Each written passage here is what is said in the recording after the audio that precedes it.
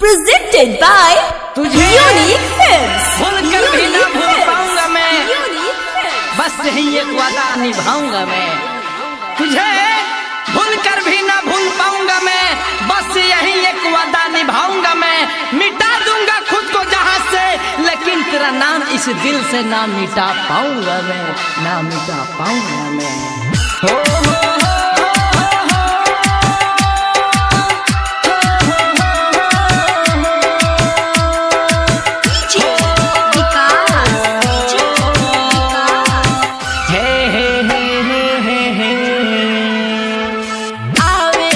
जब वो पर याद तब तब पागल आईले, आवेला जब वो पर याद तब तब पागल आईले। बेवफा के देखावे खातिर ऐसा स्टेटस लगाईले, बेवफा के देखावे खातिर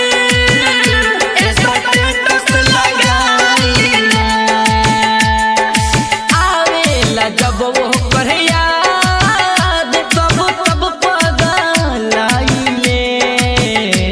बेवफा के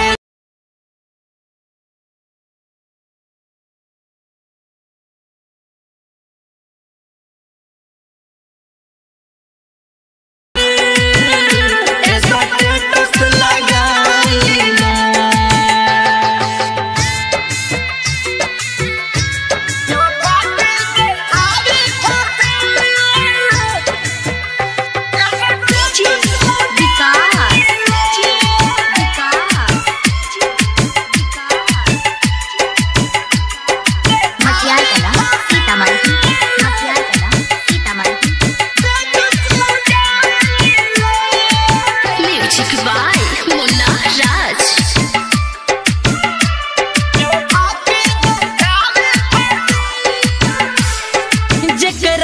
पर है दिल से भरोसा उहे भइल दागबाज,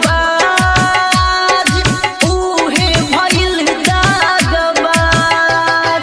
साथे जिए के वादा कैलस, छोड़लक अकेला हमें आज, छोड़लक अकेला हमें आज। दर्द मीटे है ना दिलवा के आंसू बहा